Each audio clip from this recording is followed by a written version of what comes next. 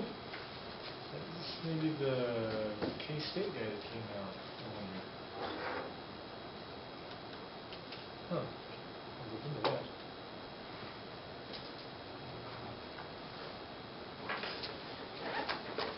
That's interesting.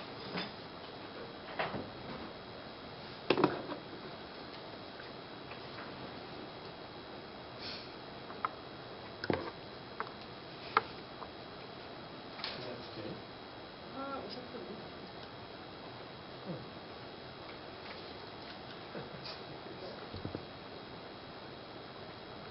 Anyway, go ahead and call the budget hearing to order.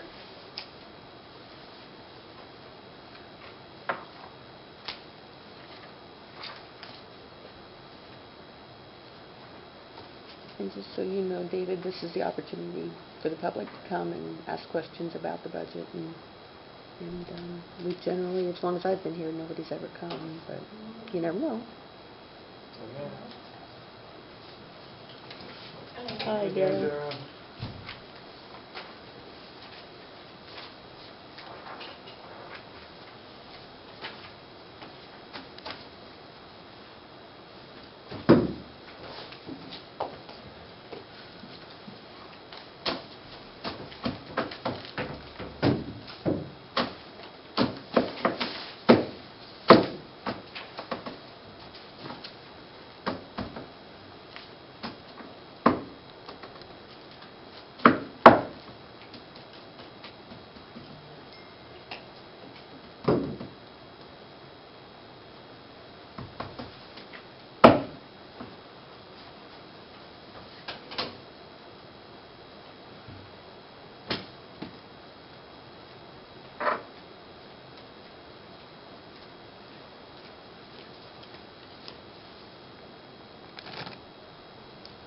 It's not red, is it?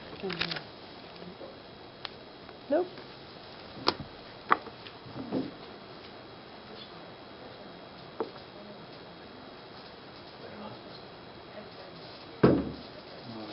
I'll try to get you info for the sign.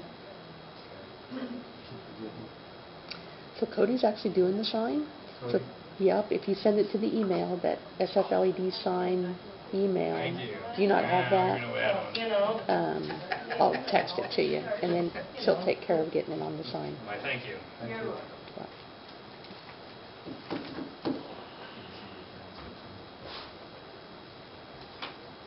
I didn't read through it.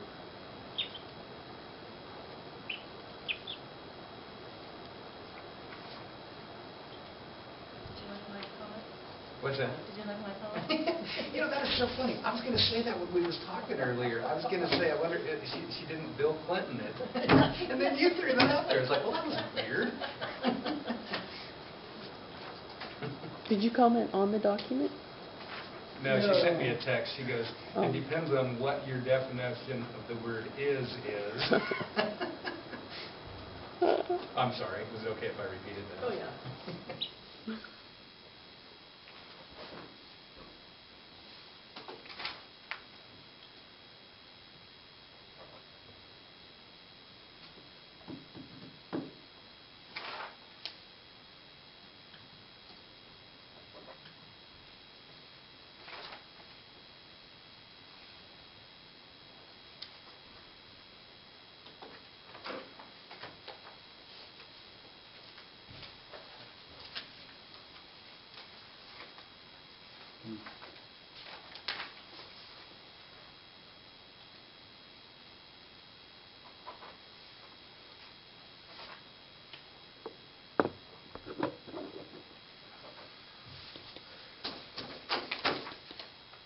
Well, that's not working. One of my links isn't working.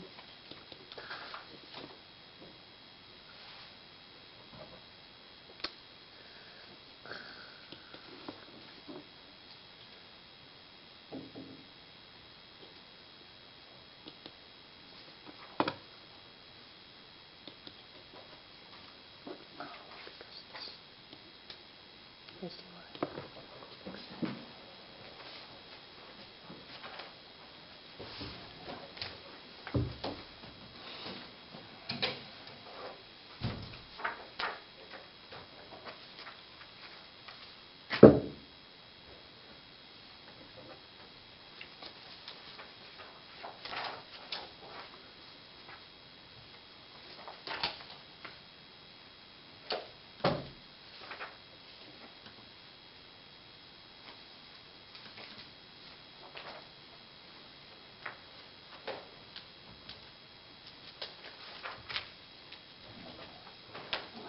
seeing all the documents.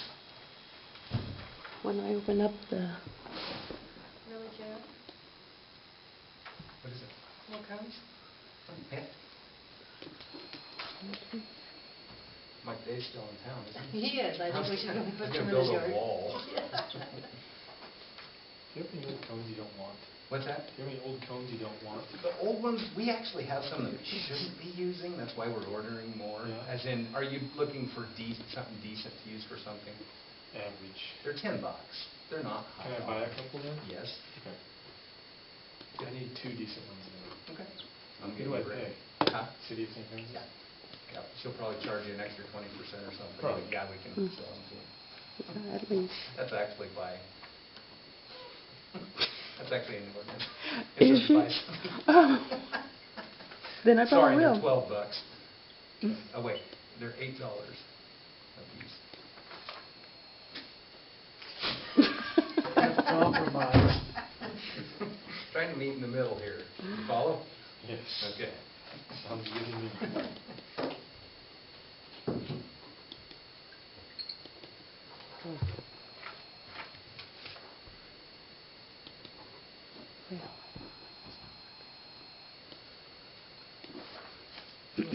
Everything internet-based today has been struggling.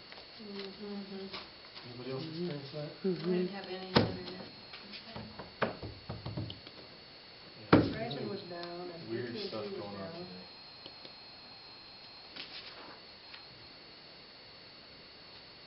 I thought it was just Verizon. The internet was struggling too, huh? And AT&T was down in the county. Was it? Mm-hmm. Like, we could call out, but we couldn't call in. Huh. You're on Eagle? Yeah. And you was having trouble? Service is working, but weird things like trying to buy something online is not working today. Really weird stuff. Wow.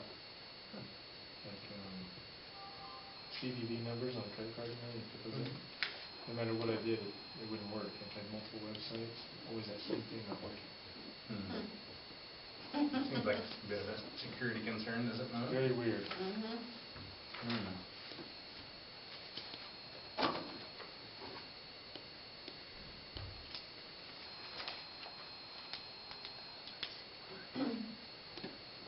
Dan started complaining. Who? You here to protest the budget? Probably. We decided to cut the fire department, you know, just completely cut it out. Welcome. That's all right.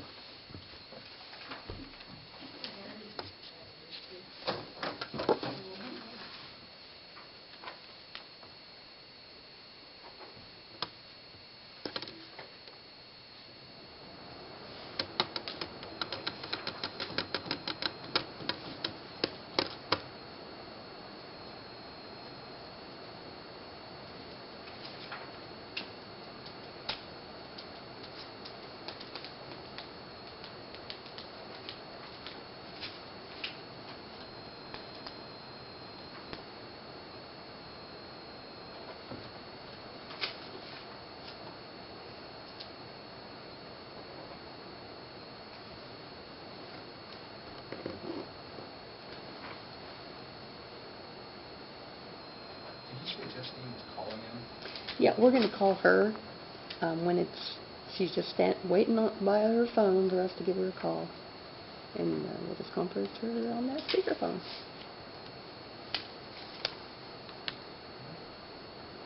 Amanda, on the agenda I wrote her phone number down for you so you can, on the actually paper agenda. Oh, gotcha.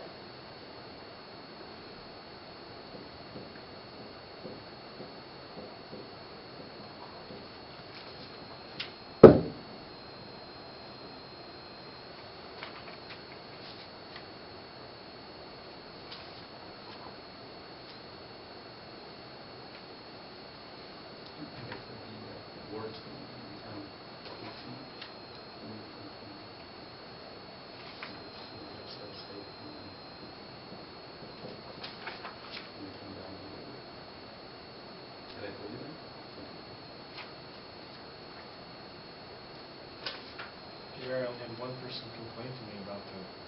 seen it. Really? Just one? One. Was it a good one? Next year, give him some, give this number out for mine. Really? Just one, huh? Yep. Wait. You had to come in and unload on it about it first. How much that? You had to come into my shop and tell me all about it, of course. Yeah. You know who it was. Just take a guess. Huh? Just take a guess. Or shall we not do that now? Only one person. Mhm.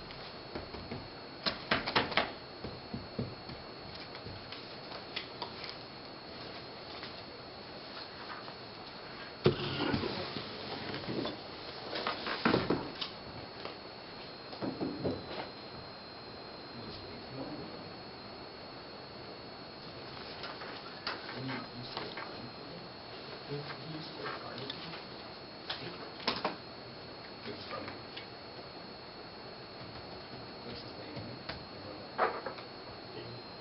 Jamie? You're saying?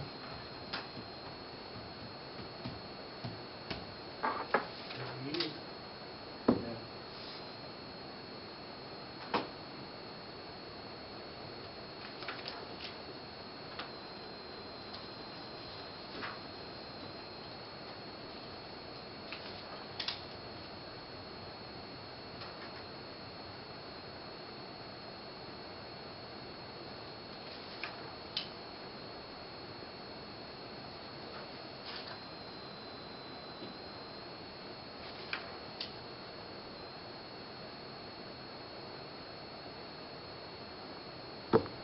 Trying to close the budget hearing. Yeah, and then ask for a motion. I hear a motion to approve the 2021 budget. So moved. Moved by Kayla, Second. second by Larry. And we need Individual. yes, please. Okay, David? Kayla? Yes. Sarah? Yes. Larry? Yes. And then there is a certificate page that all the council members need to sign. It should be the first page there underneath your agenda. This one here? Yes. Any line? Any line, there's two columns there you can sign on There it is. one of them.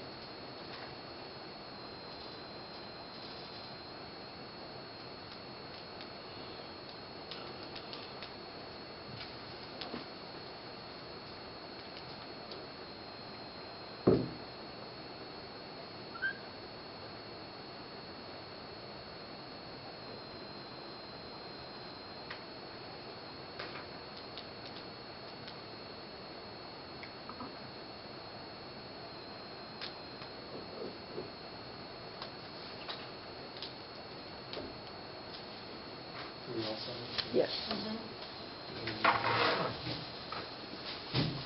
My hand hurts, I can't sign. Oh.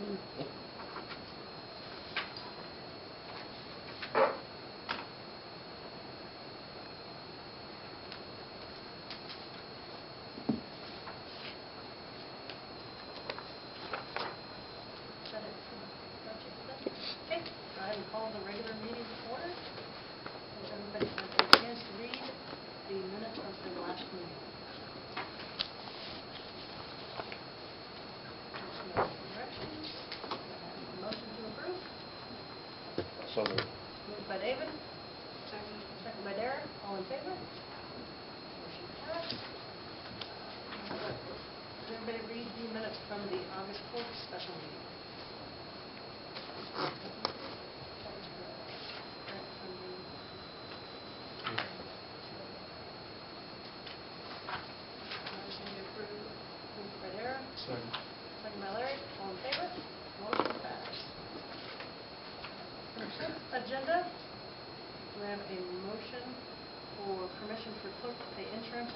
billing, permission for clerk to pay utilities at time of billing, permission for clerk to pay utility incentives for the 25th of the month, permission for clerk to pay theater bills when due, and permission for clerk to pay payment service network bills.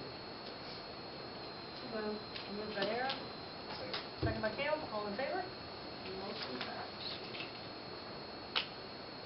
Sheriff's report. You want to call Justine, or do we? Yeah. Call her first? Before you give her a call, there's some papers there, Amanda, that you'll need to sign that she's going to talk about. Hold on, let me find my, well, I didn't print my notes.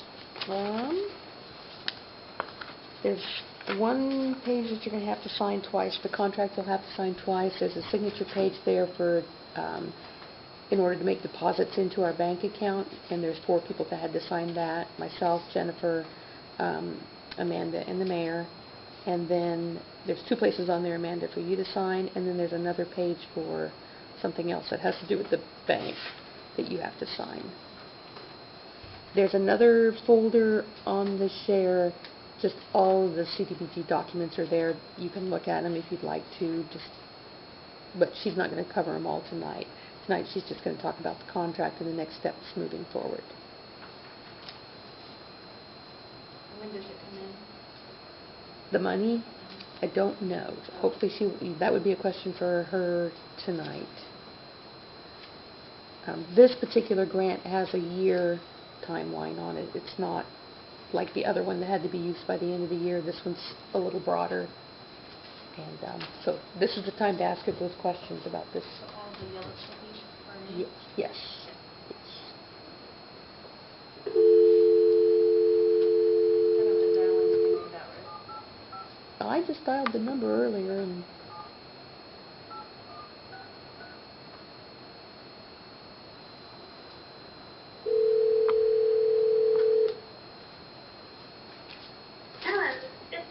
Hey, Justine, it's Amanda with the City of St. Francis. How are you? Good, how are you? Good. We've got the city council here, and Lila, the clerk, and JR. Okay, are you guys ready for me? We are ready for you. Okay. Well, as you all know, we did get the CDBG CV funds, so this can help any of your local businesses. I kind of gave Lila a rundown of how it's going to work, so I wanted to share that with you. What I would like you guys to do, it doesn't have to be done tonight, but you guys need to think about how you want to use these funds. You're going to have to put a plan in place of how you want to award the COVID grant funds. For example, another one of our commissioners, they went ahead and did first come, first serve. So any business that got their application completed to our office, they would get their funds first. We also had other businesses that decided we want, those that actually had to close down, such as hair salons, massage parlors, anyone that was closed because of the stay-at-home order, they wanted them to kind of have first come, first serve. We have another community that said we want to just divide the money up equally. We're going to give, all of our businesses 30 days. In 30 days, whatever applications we have, we're going to divide the money equally between them. So that's kind of what I need you guys to decide is how you want these funds divided between your businesses in St. Francis. Once we have that decided, we can go ahead and advertise for applications. There's no formal way that you have to advertise. Most of them are putting an ad in the newspaper, posted on Facebook, just saying the applications are available. They can be picked up at any time and just at the city office. Once we get those back, they have to have the original to the city. Lila can then scan them to me, or we can meet and I will come pick them up and I will go through the whole review process. Depending on what they apply for, I have to have the invoice and proof of payment for every single thing. So it's quite a bit of work on our end, but we go ahead and put all those invoices in like a spreadsheet, and then when we figured out how much totals we have, I will bring it to a city council meeting, and then you guys actually have to vote and make the motion to approve those grants that we we would be giving to the businesses. What's eligible for these businesses, they can apply for 60 days worth of inventory, working capital, payroll, anything that their business needs to kind of push forward because of COVID. You know, most businesses, all businesses, I will say, have been affected because of this. So that's kind of what they qualify for if they already received some type of help during this COVID time, such as payroll protection. They wouldn't be eligible to apply for payroll. However, we could have them apply for utilities, or maybe inventory. Maybe it was a store that had inventory, so they could apply for that. There is an LMI factor, a low to moderate income factor into this too. I'll help you design your application, and in that application, we just have to have them fill out an LMI form. They have to retain at least one employee, and that employee has to be low to moderate income. You guys did that big LMI survey a few years ago. It's those same income limits. It's for that one employee's household family, and at least one has to be low to moderate income. A lot of businesses are concerned about that, but almost every business has someone low to moderate income, whether that's the janitor, secretary, someone like that. We haven't really turned away anyone because of that factor. So that's kind of a quick run through of the whole program. I'm sure there's going to be lots of questions, and it's kind of it's nice and it's awesome for your businesses, but it is not an easy course to kind of run through. Most of your businesses are going to have lots and lots of questions. We're here to help. We'll give you our phone numbers. You can put that on the application. Businesses can call us directly, and we will do anything that you guys need us to make this grant successful for you. So with that, what questions do you guys have for me concerning the grant or the process or anything? Where are the applications found? They gave us a sample application from the state.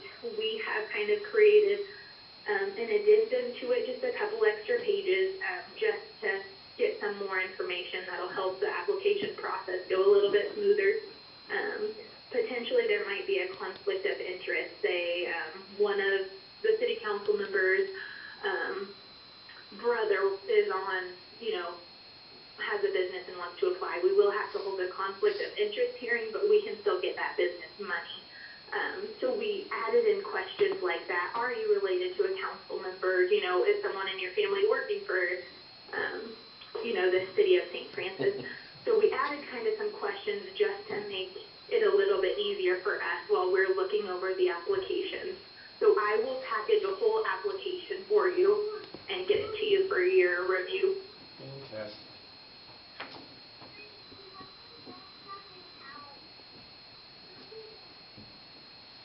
What's the actual time frame on this?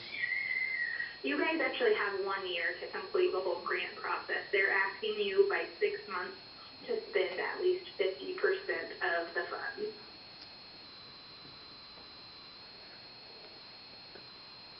The meal program is part of these funds. How's that going to work for the meal part of it? The meal part, we will just, however your food pantry, whatever they need, they can purchase it if they have the funds, and then we can reimburse them and just do a drawdown with, the city has to approve a draw, and then that money should be deposited in your account usually 5 to 7 days, and then the city would just write the check to the food pantry. If the food pantry doesn't have that kind of funds, then we will just go ahead and get an invoice, just an estimated invoice of how much, whatever they're applying for, whatever they need. Say they need meat, invoice for that meat, and then we will do the drawdown and request the money from the state. We'll get the money in your guys' account. You write a check to whoever is going to go pick it up. They pick it up, and I just need proof of payment. That's what they actually spent the money on. Can the So funds? you can use that funds for any type of food source, whatever your city needs. So we could use it for like the senior center for their food program, for the Yes. Meals on Wheels and that kind of stuff. Yeah, you can use it for that. what about, like, I know businesses, but what about like nonprofits and that kind of stuff that were shut down? Are they They are eligible? not eligible, no. They have to be a for-profit business. When you mention invoices, do you mean invoices from the business? Yes, any type of expense that they expended, so not directly from the business, say like Next Tech bill. I would just need a copy of the bill and how much that was for, what, you know, the actual dollar amount was, and then a proof of payment. So maybe their bank statement that shows that it what came out of the account.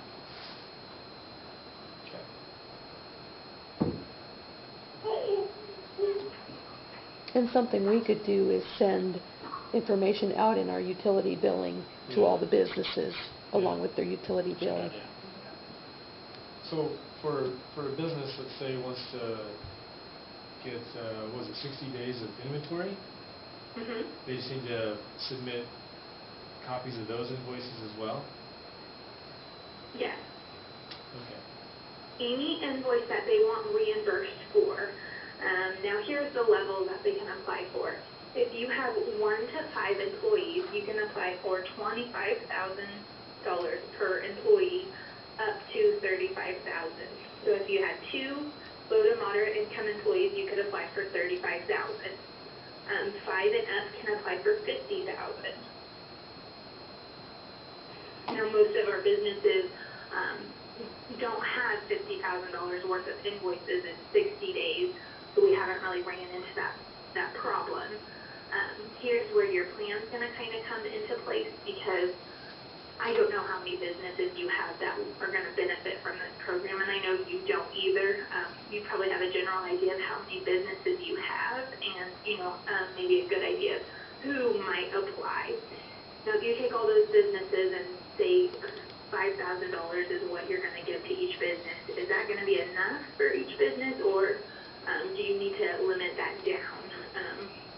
Our concern with giving potentially a business $50,000 is that wipes out your grant pretty fast. 2 businesses and you guys are kind of done. You could only help 2 businesses in your community if you did the $50,000.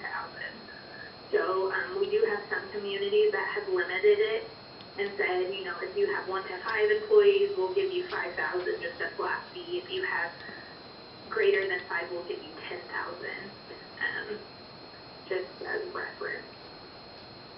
So for the businesses that were shut down, let's say there's 10 salons, let's say, can we decide to just give them all an equal amount without any paperwork on their part? No, they have to have invoices to prove. Okay. The reason for that is the state doesn't want to, it's a grant, but it's a grant to pay for something. We're not just going to give someone money. And what's the typical time frame we're giving them to fill those out? I'm sorry, can you repeat that? What's the typical time frame we're giving businesses like what Kel was talking about, say it's hair salons or whatever, we're giving them to get those filled out and back to us? You guys get to pick that. We've had some that have done 2 weeks. We've had some that have done 30 days. You guys can pick that. My recommendation when you're writing your plan is you pick the time frame, and then you just have a little note in there saying if we don't give all of the funds away, if we have repeating grant funds, we will advertise for round 2. And that kind of protects you from, if you open it up for 2 weeks and you only get 5 businesses, you could potentially open up again, kind of advertise a little bit more, really reach out to businesses that you think could benefit from this, and you can do a round 2 so they can benefit as well. Okay. Is this earmarked more at past expenses or future expenses? Past or future. We can go back from March 1st up till the end of the year.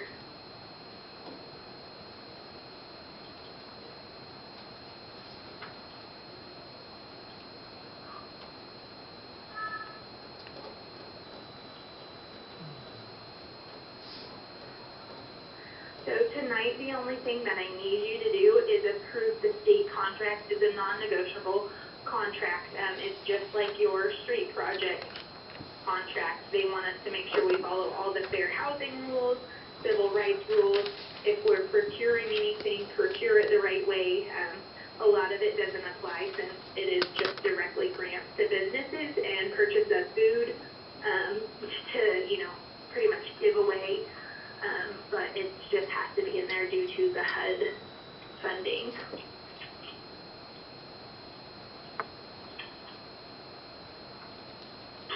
So you just need a motion, Justine, from the council then, to approve that? Yes. Okay. Yep, just a motion to approve the contract between the state of Kansas and the city of St. Francis. Each one is individual. Individual or just a motion overall? And just a motion overall. I'll make that motion. Carol made the motion, David seconded, all in favor? Motion passed. Okay, so that was the easiest thing that we have to do. The next thing is, as a council, you just kind of need to decide when you want to start the grant process, have applications available, and then your plan of how you want to kind of divide up the money. Could probably want to need a special meeting just to focus on. We don't have to make that decision tonight, correct? Is what you said? Nope, So we no, you don't have to make that decision tonight. Just definitely start thinking about it, and if you could just give me a time frame of when you want applications ready, that way I can get you guys an application already and everything. But I don't need anything else from you tonight. Okay. Anybody have anything else? Nope. All right, thanks, Justine. Thank you. You're welcome. We'll talk to you guys later. All righty, have a good Bye-bye. evening. You too. Bye-bye. So if you want to go ahead and sign all the forms that have to do with that, and then I'll keep them together. Out on the share in the folder that's for the CDBG stuff, there is a sample application that you can look at, kind of what they've come up with so far that we can model stuff after. Which one's that? So if you click on the agenda on the CDBG-CD grant, that should take you to a separate folder, and it has lots of documents in it. Is yours not working? No, I'm on. And then it's called COVID Business App. Yeah. There's an employee certification form that she was talking about, although I don't see the income limits on it, so I'm not really sure. This is just everything that she has sent me so far, so. And if anybody's related to us, it wipes it out. Yes, well, it doesn't wipe it out, so none of the council members are eligible. If they're related to you, it doesn't automatically disqualify them, but they have to go through an approval process. Yeah.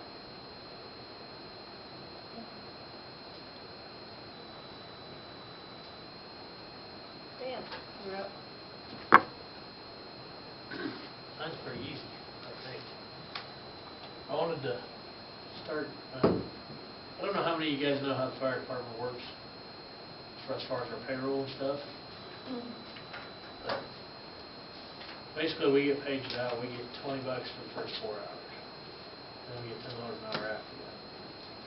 I would like to start paying the guys for doing standby stuff. Like, for instance, the bonfire over here, even though I was the one doing it, like giving kids rides on fire trucks, all that stuff. Like the demo derby would be the counties, obviously. So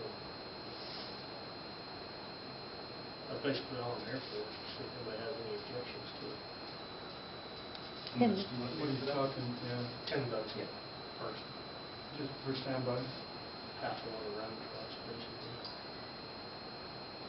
I think it's very good at taking off either work or personal time to Yeah, do to do it, it. yeah. Per hour? no. No, Like I say, you call it out, or this is just stand by it'd be, the first standby call would just be $10 for, if it takes an hour grade, it takes 10 minutes grade, it takes 4 hours. You got the run of the deal. Yeah. Sign up for the 30-minute rule, shut it Yeah. But we have a lot of guys there's a lot of guys up there that do that kind of stuff, and there's a lot of guys that just won't do it. So I think they ought to get something for it. Yeah. We'll need a motion. Your motion to pay the firemen $10 So for moved. standby. I'll second.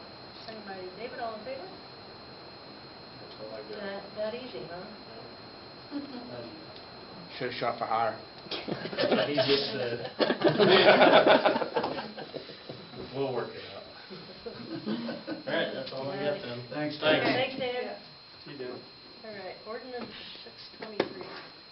It's the Uniform Public Offense Code that we renew every year. So in our city code, it just makes a reference to the Uniform Public Offense Code and the Standard Traffic Ordinance, and they reissue these books every year. And so we have to do a new ordinance to adopt the new books.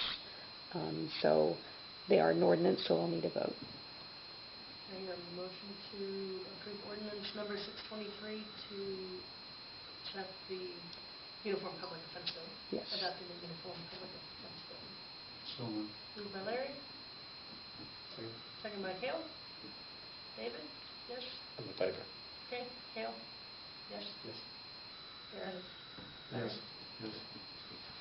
All right, ordinance number 624, adopting the standard traffic ordinance. Is there a motion to approve ordinance 624? Moved by David, second by Cale. David? Cale? Yes. Sarah? Larry? Yes. Motion passed.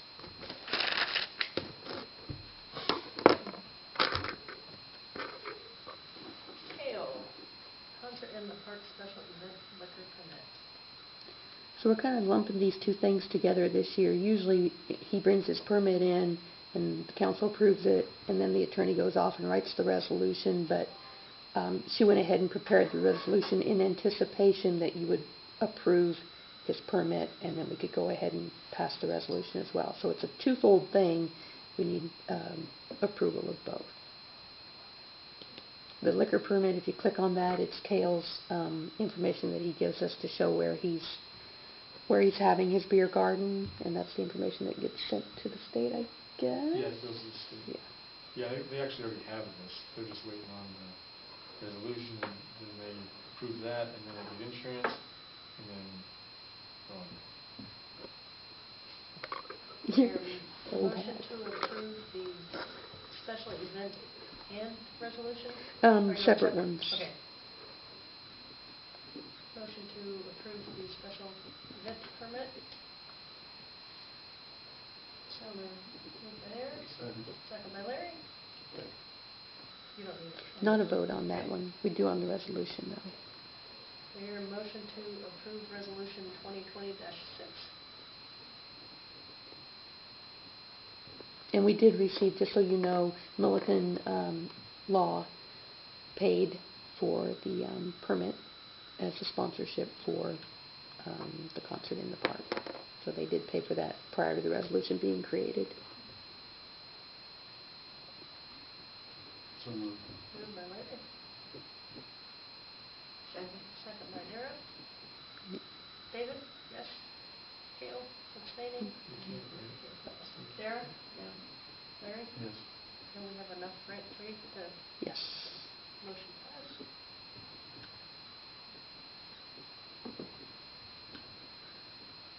Okay.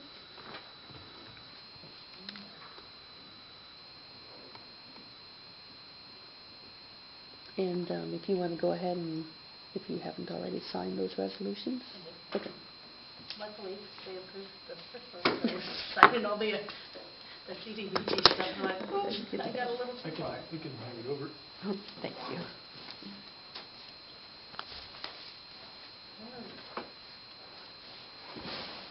Property cleanup. The only thing I've got on that, I was talking to the city attorney earlier today about her concern with that contract, and she said she was going to try to get a court date set for that property yet this month that we still have ongoing. And as far as property cleanups go in general, I'm far more concerned with our weed growth all over town and this complete mess it's been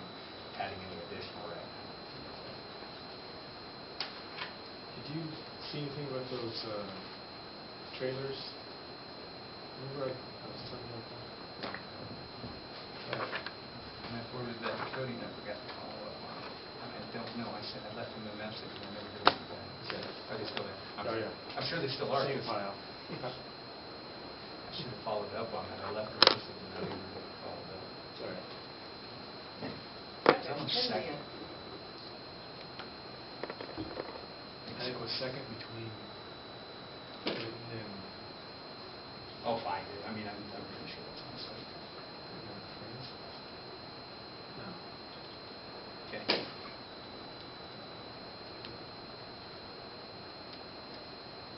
Project spending.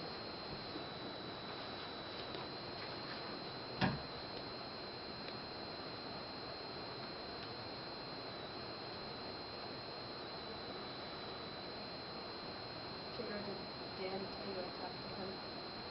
Oh, you were gone. I'm sure you were gone. This one. Yeah. About the Washington Street, the fall banners. Oh, yeah, yes. Okay. Yeah. So, Do you have banners to hang up? the fall ones, I didn't talk to Dan, see when he would have the cherry picker out, see if they would up there. Oh, nice. What do they look like? They're from that first group. They're fall colors. Oh. They're not the spring ones. Although you have the summer ones. I said, The summer "Dan, you ones. should put those up, but I'm like, but you're gonna be up as soon as Jared told me. They want the summer colors. You don't know the story, we'll have Yeah, to. Dave has no idea. Yeah. Yeah. Anyways, I mentioned that, and we haven't gotten back together since the whole COVID shut down, so maybe this fall we'll be back together. But I did ask him to, you know, Yeah. you guys have a Right, Metal ones. I'll get it on. Metal ones. Up there to give them. Thanks. Do we need to look at that transient vendor deal now or later? Yeah, so if you click on that, it'll take you to the document that Cody put together. She did call around. I don't think we can really do anything without Lauren here to look at the code, but this is what she'd found out, and it does look like we're pretty high compared to surrounding communities. So I think it's something that the council will want to look at and consider. All we're talking about is the amount, right? Right. Because you could decide the amount and direct her to rewrite it. or Well, maybe- the amount, and then, like we had talked about the Oh, Schwann's definitions. man, yeah. Food trucks, some of that's gonna have to be changed. You guys, if you look at this, some of them don't charge for food trucks, some of them do charge for food trucks. I guess what I would maybe ask is that everybody look at this, what she found out, and then maybe at the next meeting, we can talk about it in some detail and get it figured out. And I know this statute's been on the books, I think we talked about last time, for a long time, correct? Yeah. And so 9 times out of 10, calling it a transient,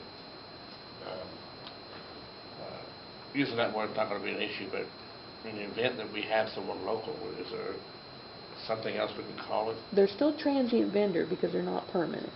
And that's what a transient means. It doesn't mean that they're like from Timbuktu, it just means they're not a permanent business, right? Yes, and that's the one that gets in the slippery slope, because the guy who has the brick and mortar and the guy who's doing Right. something out of a non-tax paying base. So that's always been the caution on that, Okay. I guess is the best way to say it. But we can, I would think we could consider local people, you could charge a different fee if they're local, a lower fee or perhaps. I think one of the communities said that they did that. I got the impression they were less, and I could have been wrong, but they were less insulted by the fee and more insulted by the word transient. Because he said, I grew up here, I'm not an outsider. So I don't know. Is it? I thought they were upset Soho about- people. I thought they were upset about the fee. Yeah. And I do think they felt like a fee should be either waived or less for somebody who Yeah. is a local person. So those are all, But what do you consider local? I mean, they're in the I don't know. county In or the in the county. city? Because Well- then, like, if they live in the city, they're paying utilities and city tax, and if they live in the county, Right. they're not paying any of that. I mean, that's something to consider too. But if they sell stuff and they turn in taxes, we'll still get a percentage of that back. We would from anybody. Yeah, if I they're know, selling in I town, know. yeah. I'm saying, I went to high school here in 1972, been living somewhere else all this time, doesn't really make you local. I get what you're saying.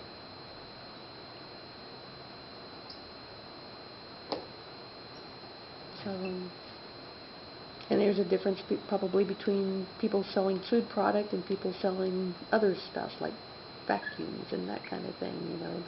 And those would be the peddlers, so that's different even yet. The ones going door to door. Mhm. So if you guys, There should be an example of like a checklist, maybe what, is the products you sell food, is it, and it should aim you at which one of those you are for what food. Don't you think? There has to be an example of that. so this is all we've done so far, Sure. but I can have Cody take a look at other communities' applications that they have. Most places have them on their websites, and we can just take a look and see what their applications look like. And when you said we're on the high side, are we like 10% higher, 15, 20? We're a lot. We charge $250 for a year or $50 a day. For an example, Colby is $25 for the year. Oakley, it's $5 per day, $25 for an application fee. So What we're you're trying to say really nicely is we're ridiculously high. we really We are. are. Yeah. $100 a That's year. priority average number how one. many times? Yeah. $100 a year. Yeah. Oberlin, Giblin, and Atwood are all $100. And some of them, Atwood, they do this. Atwood charges the Schwann's people. Oberlin does not. So I don't know what the determining factor is there for them. Sharon Springs doesn't charge anything for anything.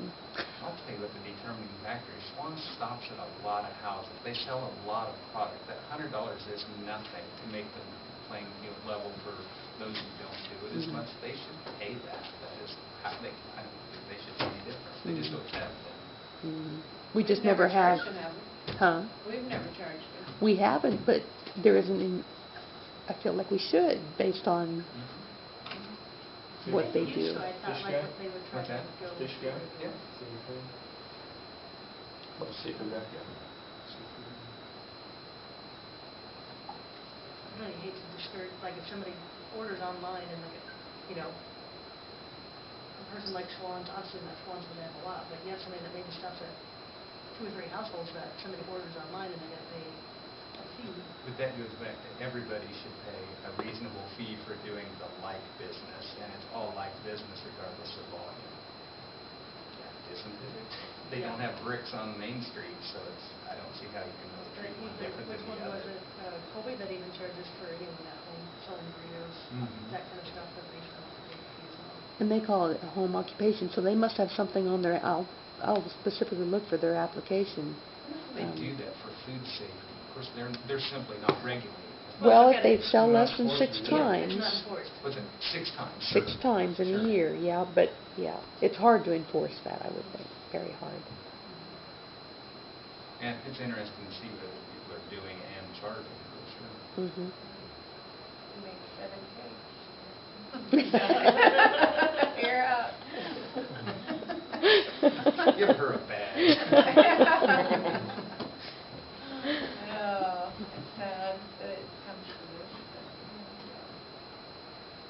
Well, do you guys want me to send you, like, our ordinance that you can look at your leisure and anything that I get, or do you want to just wait and... Wouldn't hurt to see the ordinance. And the examples of applications from the others, if we could just have Jody request whatever information we could get from them for how they decide who pays what, or, who does and who doesn't, Okay. would be helpful. We could probably filter out of their information rather than filter anything in. You want me to just keep it pretty much local like she did here, or look at other communities that are our size? I think that a lot of times if people work within the same area, if you're within that group, Just keep it I feel like local. we should just do it. unless we come up short on information as far as trying to clarify what is and what isn't, then you can expand out, but there's no reason to overcomplicate it. But yeah, that's What did you say, Kit? don't you think? $100 Let's a do it. year for Overland, everybody. Goodland, Atwood, $100 a year, flat fee for any vendor whatsoever. Whether it's the Schwann's guy or Somebody burrito showing guy, them. walking down the street, who cares? Just flat fee annual and be done with it. That's excellent. It's a lot It less is than we're charging significantly them. higher than the other ones, though. Or, and then maybe a day fee Well, too. well, Colby Yeah. one has a In case they daily just come fee, in don't for- they? Yeah, if you could add in a daily fee or to that. Oh, no, Oakley has a daily fee, okay. Currently, what is our I daily don't fee? know. 50.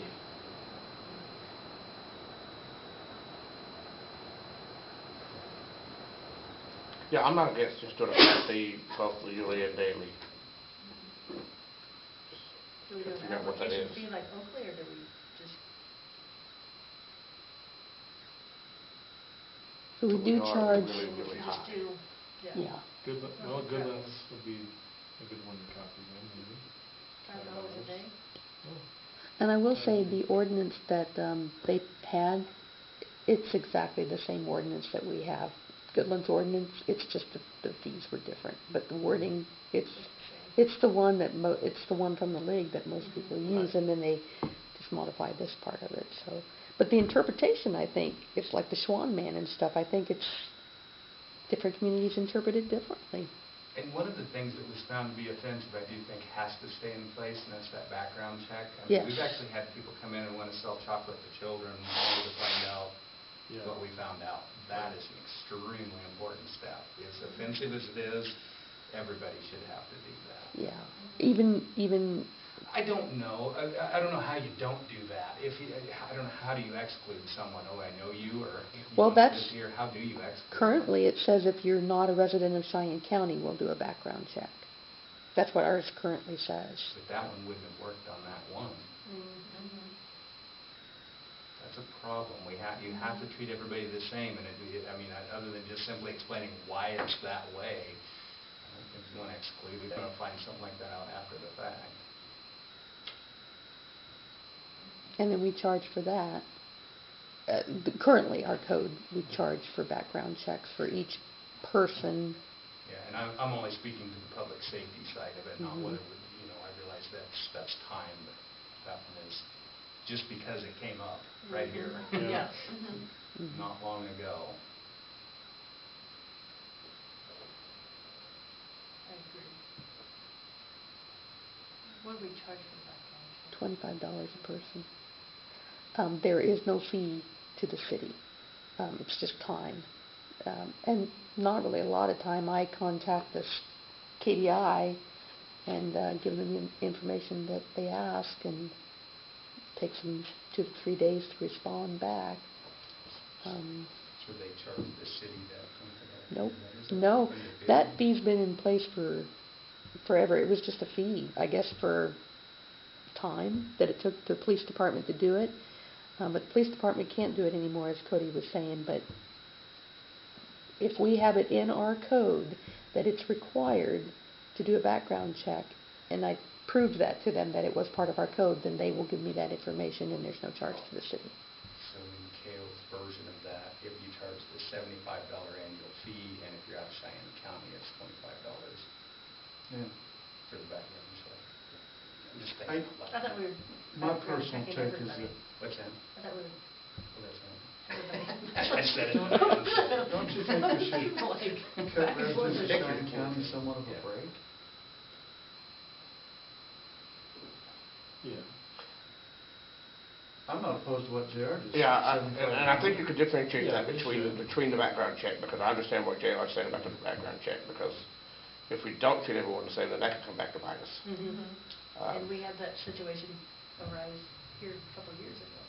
But the fees, yeah, I don't see how that could be looked at any differently than charging a utility rate higher outside of city Yeah. limits. That's a tax-based thing. You should be able to do, that's the question for the attorney ultimately, but I don't know how you couldn't do a $75 fee for Cheyenne County resident and $100 outside. You can charge utility rates different. I would think you could do that. That's what you're talking about, isn't it? Yeah, that's one way to look at it, as long as that resident didn't have to have background check. With brick and mortar, we give But them, what we've decided is everybody does, because that one We was had an issue. Yeah, I a know. Cheyenne County resident. And is it a one-time background? I think it can easily be revoked I based mean- on something. Yeah, and they have to renew this every year. It's an Yeah, annual that's what I mean, thing. Oh, I didn't know. but JR, with brick and mortar, we give people the incentive Are we program doing for that their each taxes year, and or that we- sort of thing. yeah. I think we Is should. there any way to do yes. anything like that, Yeah, if it's not brick It's and mortar, new. if they're in the county? I think you gotta be a little bit careful with that, because you don't want to hurt businesses that are already here.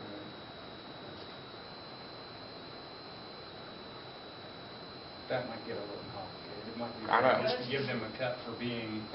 I'm just trying to find a different way to give them, what you were saying, give them, if they're in the county, give them a break, but Yeah. that could be maybe one of the breaks you give them to get some sort of incentive. I would think you could charge differently. For them, Cheyenne County. We're creating a lot of gray area, or like just flat fee of X amount? So there's no question of, you know, Well, if the fees Yeah, flat fees. reasonable. Inside the county, Yeah. outside the county. Yeah. And when you did research, are any other communities giving financial breaks to people who live within that community? Did you find that to be the case? I was gonna So say, Cody's the everybody's one that did the flat research. fee-ish, aren't I'm they? gonna say when they're only $25. I don't, Yeah, I I know. don't think so. I know. Yeah, I I know. don't think they, no, it doesn't look like it. It looks like everybody's just a flat fee. Mhm. Yeah. Well, it would be interesting to start off like Tails with just a flat rate for whatever you're doing and a break for Cheyenne County. And if that, for whatever reason, can't be done, then make it complicated as you have to from there. But keeping it simple makes it so much better for enforcement, interpretation. Yeah. Just throw all that crap away and make If it you just did simple. a flat fee for everybody, Mhm. it's just X amount, whether you lived in the county or out of the county. I mean, that's, you know, as simplified as you can get. I like your idea, I understand. $35, $25 for the background check, $100 per. I still think you need a discount to residents of the county. Whether it's $25 or whatever, I know what you guys are saying, but I don't think it's fair that somebody local has to pay the same fee as somebody from out of town, because they are contributing to the community. That's the way I'm looking. And they're paying property tax. Yes, Somewhere. Not necessarily. In Cheyenne County. Cheyenne County. If they have a rental house, or they pay property tax. How's their business gonna be in the county then? If they only have a rental house? Then they would be outside the county. Everything. I'm just saying, you can rent a house and not pay property tax. Well, yeah. Oh, you mean they rent it back? Yes, yeah, they're just paying rent, they're not paying property tax. Well, they still contribute to local sales, I'm sure. Local sales tax. Careful, she'll find a holder sheet in there. To me, it's more important to encourage the business from the local people than it is the outside people. I mean, they're given the same opportunity, but But you also got brick and mortars that's, in town that Right. are paying property tax and getting inspected, and that's where a lot of complaints come, is how can somebody sell burritos from their house, but I have a restaurant in town, and I have to be inspected, and Well, yeah, they're not supposed to celebrate it in the house. But that argument's very well played in the $175 fee as opposed to the 25. Somebody comes in and says, I don't have brick and mortar, I do this, like all these other towns only charge 25. We realize that. That is the situation. I think you're serving both sides well at a $100 or a $75 rate compared to this. But 200 to it. Yeah. Yeah, or 200. Yeah. but I just, like, nobody else seems to give any breaks to Well, and consider this, whether he was in or out of Cheyenne County, what he was paying before, it's a heck of a discount just from day one if you go to the $100 Yeah. for everybody. Yeah, if we can figure out a way to do a discount for local people without litigation, without it being something that come back to bite us, I'd be in favor of that. If not,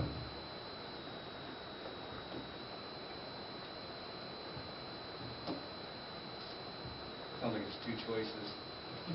$100 flat fee across the border, a local incentive, and everybody pays. I just like the everybody pays thing. I don't like getting into that interpretation of what is. Yeah.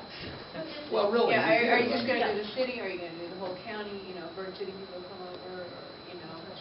And for everybody. I mean, I'm for something different, because there's only so many of us in this county, you know? Yeah. And it's not like we're trying to. You guys are What's your right. recommendation there? If we do a discount, I think it needs to be whole county, because I think it's too hard to do city. Differentiate, And yeah. then, you're outside the city limits. I don't think that's I think right. we're creating problems for ourselves if we do that. Right. Or you're just, you know, St. Francis and not Bird City. No, I think it needs to be the whole county if we're going to do a discount. Otherwise, do the flat fee.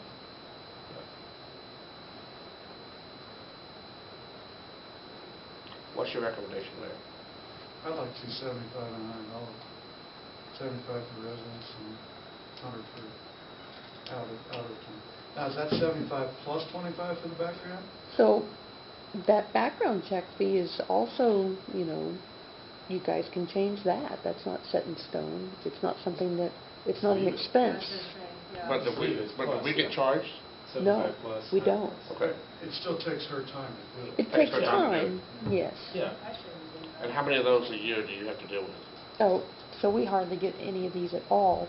But if we require Roofers it, is the yeah. big one. We do background checks when we have the storm come through. We do a background check Mhm. on every roofer that's with the company. That's, I'm going to say, the big one. I didn't realize that. Yeah. Now, roofers are not going to fall into this. They are peddlers, though, because they would go around Right. and, Yeah. They solicit. so they are you going to do a that's different peddler's license fee? Is it going to be separate, or is that the same as It's getting this? complicated, What do they pay JR. The same. It's It's the same. The peddler's Anything license you is the do. same.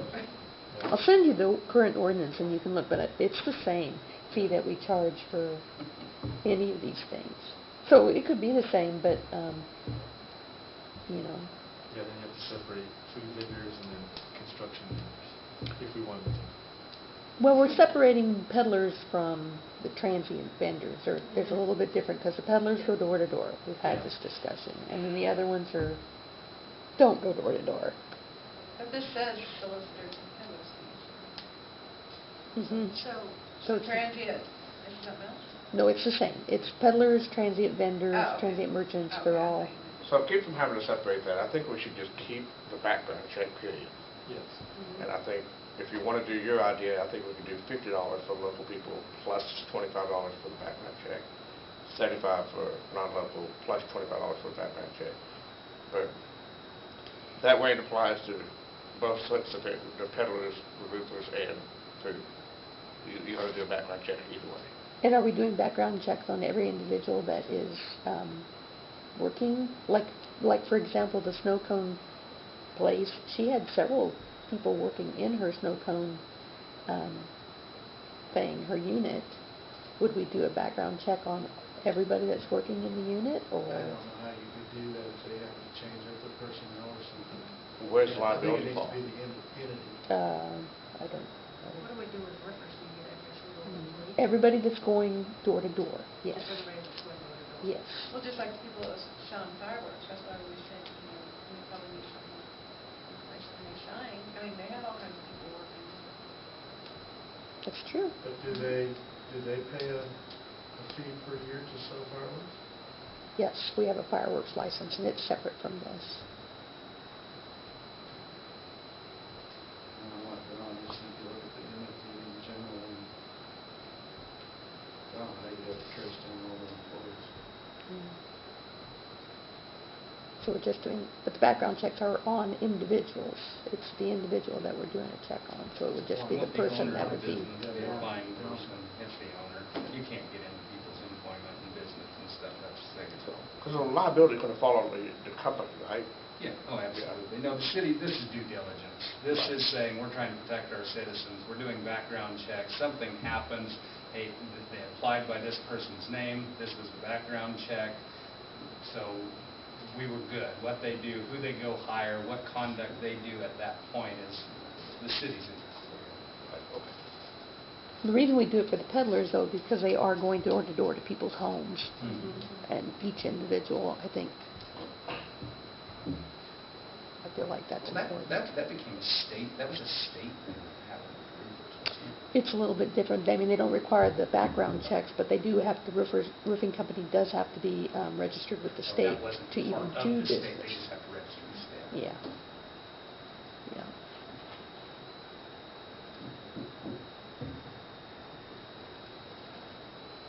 And where does I'm not trying to overthink this, but I'm just asking, where does the guys that, pest guys from out of town, or the guys that clean your carpets, and where do they fall in? That too? Window washers? They're not going door to door and drumming up business.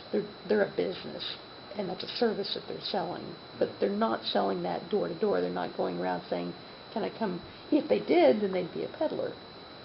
But they're just a service business. It's not a transient merchant. They're an established business. Does that make sense? Maybe that's why Swans doesn't get charged and go, because they seem more of a business that's requested And they instead of don't go transit. door to door, they just go to their customers.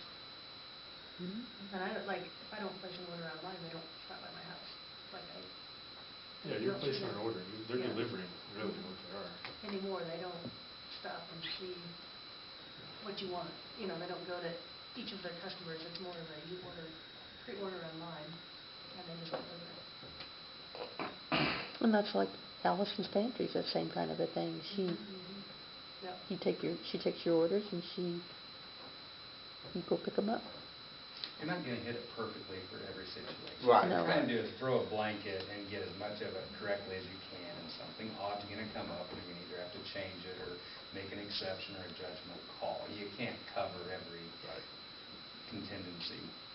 So do you have to let people know that there will be a background check? Yeah, when they fill out So that would have to be a the separate fee? Yes.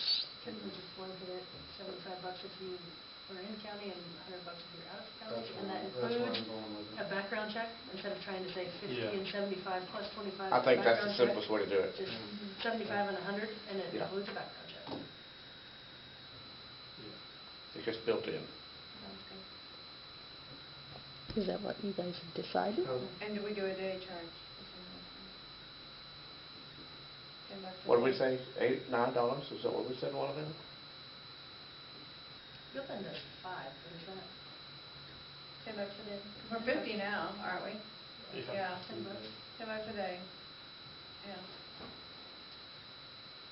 Is everybody good with the 75 and 100? Yeah. $10 a day? Is that your Do we motion? need, I'll make a motion that we go $75 a day, or $75 a year for county residents, $100 a year for non-county residents, and $10 a day for anybody else. Is that the way it needs to be done? Quick comment on that. I would make that motion just after legal advice. I mean, in other words, we have to draw that up, but I would certainly want the Would city wait attorney. On approval from I the... I think you have to put Do we contingent want on. to, like, this is what we agree, and wait for her to give legal counsel? Pending. Yes. Like, prove it. Yes. Let's just say, Yes. this is what we want, let's talk to Lauren, instead of making the motion now, let's say, this is what There we you go. want to do, let's get legal I advice. think that's on- better, because we don't want to backtrack it. Yeah. What's for $10? I didn't understand A that. day, $10 a day For all of them. yeah. Everything. So if they just wanted to set it for one day, it would be $10 as opposed to $100 for a year. So, And still Plus doing a background background check. Absolutely. Mhm. I think right now, no matter what, there is no, if they come in and they want one day, it's $50, but you don't do a background check, or you do it. If they're out of county, yes, and then they can't do it right away. 'cause Nothing it's- changes, we're just lowering the price. The only thing that's changing is the background check is right now, we don't do background checks if they live in Cheyenne County. So I personally like the idea that it's everybody, doesn't matter where you live. Mhm.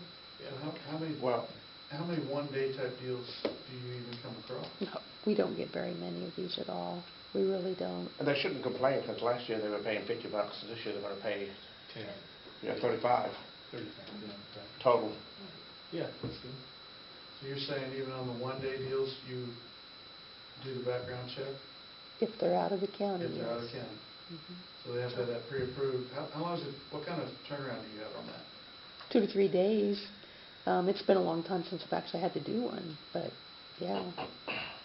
I mean, it's not immediate, so if somebody's just passing through, they're not going to get a license.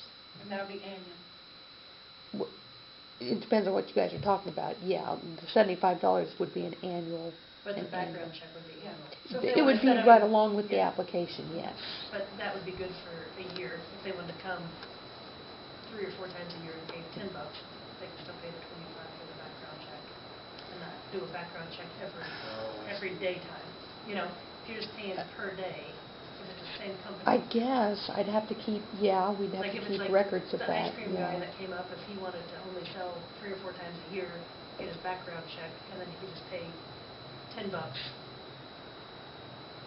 It'd be That's going to cheaper get than- complicated, and the reason I say that is if it's not an annual thing, we keep track of the annual things and we send reminders and that kind of stuff. If it's somebody like that and they're just coming through here and there, and how do you know?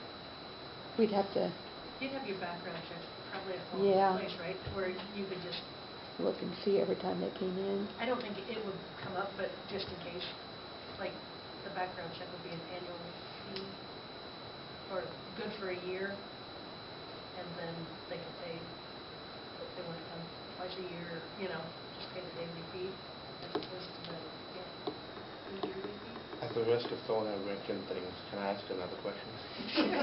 Simply because it's a personal thing, because we're thinking about doing it. But as of right now, what do churches do who have the booths at the fair? Do they have to pay anything? Since they're doling out funnel cakes or ice cream or whatever it may be, is there a license that they have to have right now? Well, that's the county, Yeah. so I don't know. Would apply? No, because that's out in the county, but I don't know. I don't know if they pay fees or not. But we don't charge, the council as a whole, generally, you've always waived any fees if it's a special event Okay. anyway. And I would anticipate we'd probably continue to do that, Yeah. regardless of what. This is just for the ones that come through, not associated with the special event, yeah. So, I want to make sure I understood. So $75 a year for in-county residents, $100 a year for anybody else. That includes a background check on the business owner. And then $10 a day, and that includes the background check as well, if they just want to do one day. I thought we No, were $10 a day plus the 25 for the background check.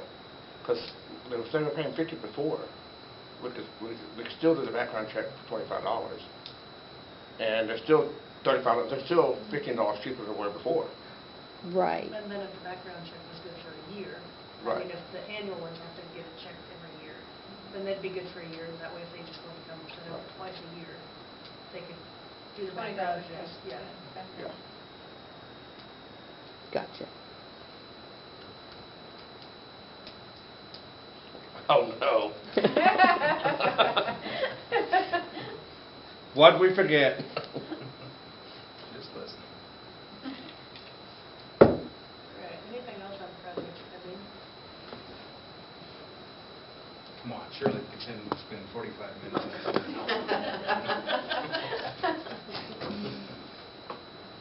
Can I take library improvements off? Yes.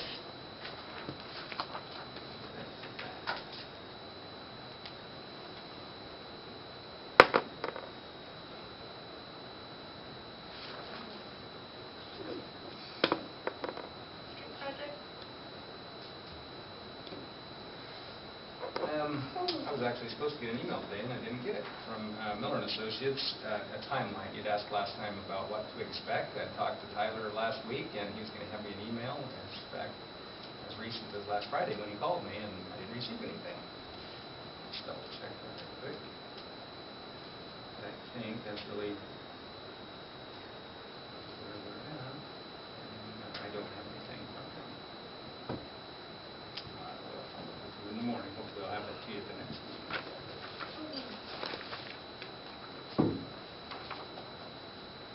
The fog swing, that go okay? Yeah, it did, but that was unscheduled. I know that was out. I said that was going to come up in the other deal, or later this fall. Essentially what we had is we had a real small area to fog. The county didn't want to, and we have to pay mobilization for the oil no matter what. Eads, Colorado had a quantity required of oil that would dictate we would be paying just for the oil we was putting down instead of extra mobilization and or oil we didn't use. So we didn't have a choice but to, well, I didn't feel like we had a choice, saving a bunch of money, to go ahead with it. So that was just a kind of a quick scheduling thing that came up at that time. I do have a price on it. I don't have the actual invoice from Kibitco on it, but it's cheaper than what it would have been this fall just because it fit into their working schedule. It was it really wasn't that bad as far as transferring around. I know there was people who thought it was a big deal, but we got to preserve what we got. And it just happened to be the right time to spend the right amount of money to do it. We don't have a choice on scheduling. You had it in the paper. What's that? You had it in the paper. It's like that almost drew negative. I mean. Was it 3 or 4 hours? 3 or 4 hours? We had it closed for 3 hours. We did limit it later on. It got too hot and it reactivated. I closed it for about an hour and a half. 2 more hours later on with just restriction on it. What it was basically doing is it got so hot it was picking up on tires. If you stopped, if you kept moving, it didn't do anything. But I didn't want to wait until it did do that point and then have vehicles issues and stuff. So that was extra cautious. So did you get that one street up there by Richard Grace? North and Whittier, that's Whittier. Yes. Yep, we fogged everything that we chip sealed, which is North Street, which is half county, half city, and then Whittier Street and then College from Spencer to North. And have you heard of anyone's vehicle who had stuff thrown up on it? Any what? Any vehicles that had stuff thrown up? No. Because I heard one individual at our picnic Sunday said, "Oh, I just threw a tar all over someone's car." Well, no, I don't think it could have. And so, yeah, well, I drove on it like 30 minutes after they lifted the restriction. We watched it. I mean, it did re-tack, but it would only do it if you stopped. If you would sit there with your shoes literally in one place for about 3 to 5 minutes, it would tack, and that's too tacky. Right. If people start turning on it, it's going to harm the street more than it's going to hurt a vehicle at that rate. And so, yeah, I mean, it would almost have to be liquid to throw up on. I would be very doubtful that happened. We were testing it for that very purpose, to keep that from happening.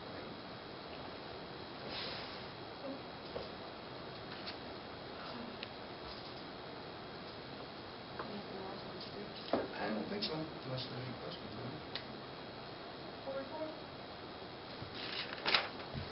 We're looking at the 13th to close. What is today? 12th to close. She's still got private parties scheduled for the 13th, 15th, 16th, and 18th. And I think that will be it as far as private parties. She's still going to run aquasize and laps through the end of the month. And as far as I know, the remaining Sundays will be open 1 to 6. She's also we talked to the school, to Holly Hinks. She's got the 5th graders that are planning to come from, like, for a half hour from August 24th through the 28th, if there's no objections. You see any issues with that? Phil?